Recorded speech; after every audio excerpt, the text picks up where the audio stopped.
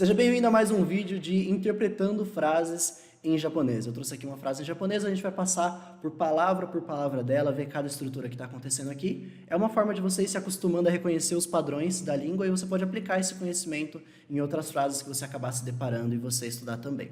Então a frase é a seguinte: この映画はロシア語だから中国語の字幕がないと何を話しているかわかりません. Significa: pelo fato desse filme ser em russo, se não houver legendas em chinês, eu não entendo o que estão falando. Essa frase parte do pressuposto que a pessoa que está falando fala chinês. Vamos começar aqui separando o vocabulário que a gente tem na frase. A frase começa com kono, que significa este. Kono é colocado antes de um outro substantivo, antes de uma outra palavra, para você passar a ideia de este. Talvez você conheça a palavra kore, né, que significa isto, isso. Porém, kore você não utiliza antes de uma outra palavra, antes de um outro substantivo. Para você falar, por exemplo, este filme, antes da palavra filme diretamente, você utiliza kono. Então, kono eiga, que é a palavra seguinte. Eiga significa justamente filme. E aí, aqui é utilizado a partícula wa. A partícula wa indica um assunto principal, um tópico sobre o qual você está falando. Ele introduz que esse é o assunto da frase. Então, quando ele fala kono eiga wa, ele está falando em relação a este filme, sobre este filme, falando sobre este filme. Essa é a ideia da partícula wa, indicando um assunto principal sobre o qual você está falando. E aí, na próxima palavra, ele diz Roshiago, que significa russo, o idioma russo. Existe um padrão que acontece na maioria dos idiomas em japonês, nos nomes dos idiomas em japonês, que é ter o nome do país seguido pela letra go, que passa justamente a ideia de idioma. Rússia é o país, Rússia é a Rússia.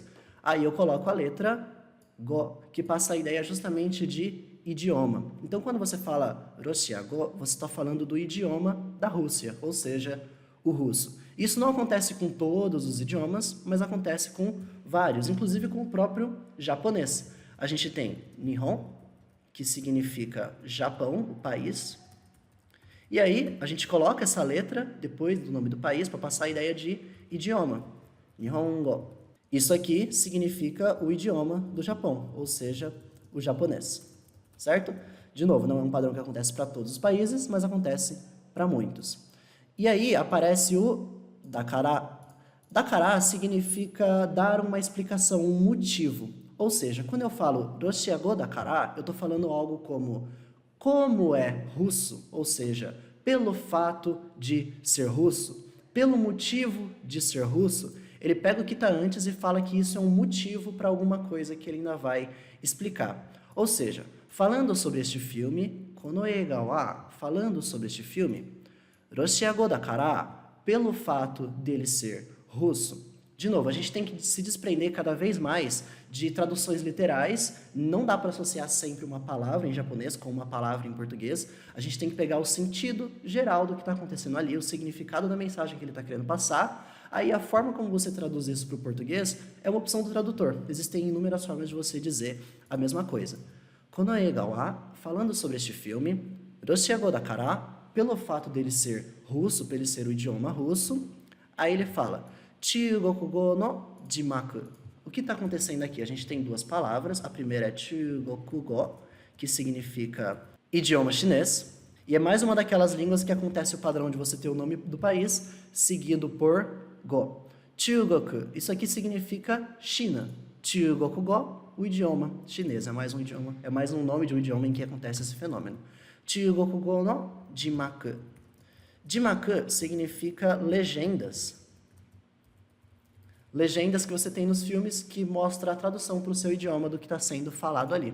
Só que ele fala Chugokugo no jimaku.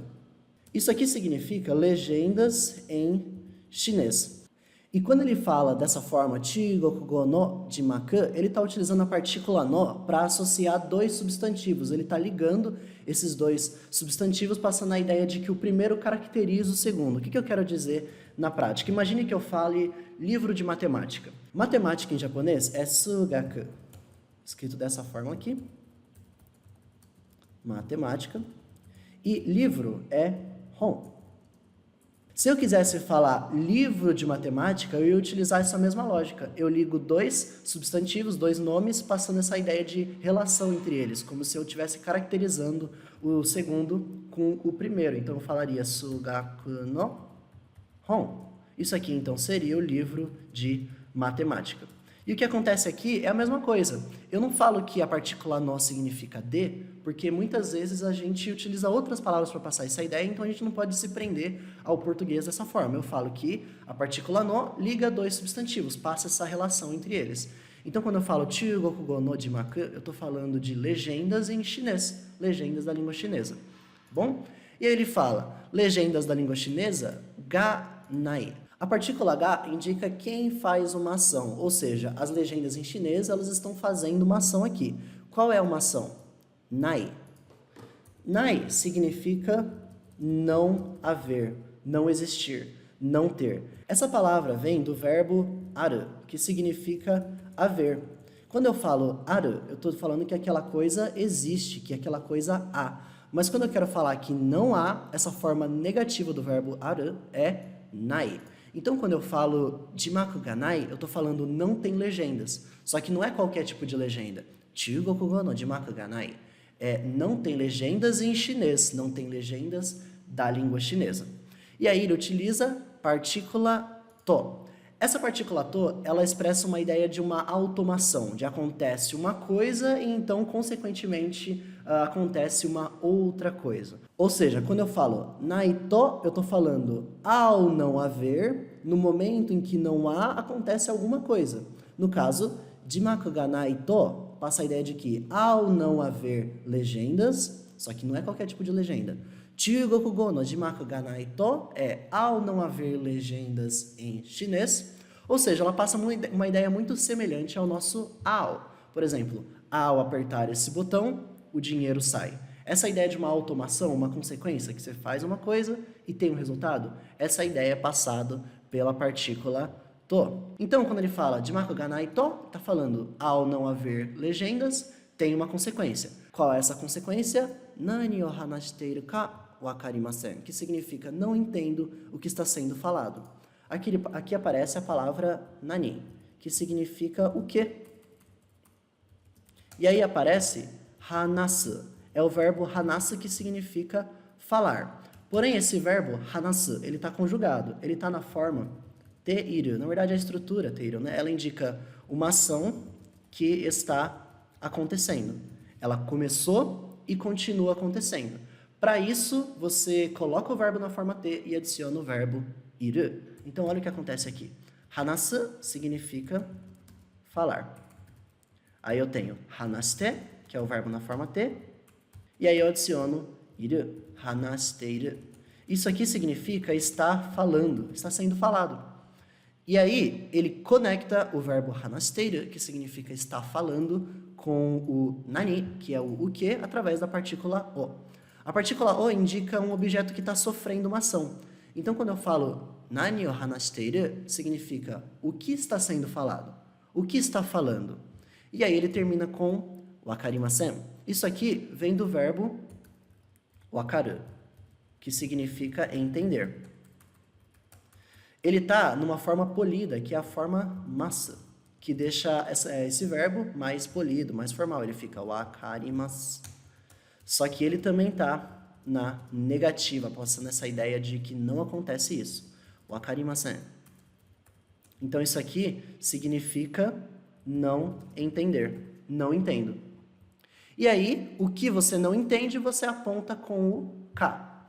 Nani o hanashiteiru ka wakarimasen. Eu não entendo o que está sendo falado. Então, a frase inteira. Kono eiga wa roshiago dakara. Esse filme, ele é em russo, então, Chugokugo no jimaku ga nai to, ao não haver legendas em chinês, nani o hanashiteiru ka wakarimasen. Eu não entendo o que está sendo falado. Então, é uma frase um pouquinho mais comprida, porém, são pequenas estruturas que vão se combinando e aí vão construindo todo esse conhecimento e a gente, absorvendo bem essas ideias, a gente é capaz de replicar essas palavras e essas estruturas também. Em relação a partículas, você viu, teve bastante partículas que apareceram aqui. Wa, kara, no, ga, to, o, ka. Ali no final também aparece também uma partícula. A dica para você aprender partículas é, Entenda qual é a relação que ela está tendo com aquela palavra que está aparecendo ou com aquele verbo que está sendo usado na frase, porque muitas vezes a gente não consegue definir uma explicação única para uma partícula. Por exemplo, talvez você já tenha aprendido que a partícula to é utilizada entre dois substantivos para passar uma ideia de adição, de e. Por exemplo, inu to neko significa cachorro e gato. Porém, a partícula to também tem esse uso de uma automação, de um resultado. Acontece uma coisa e, ao acontecer isso, tem um resultado automaticamente.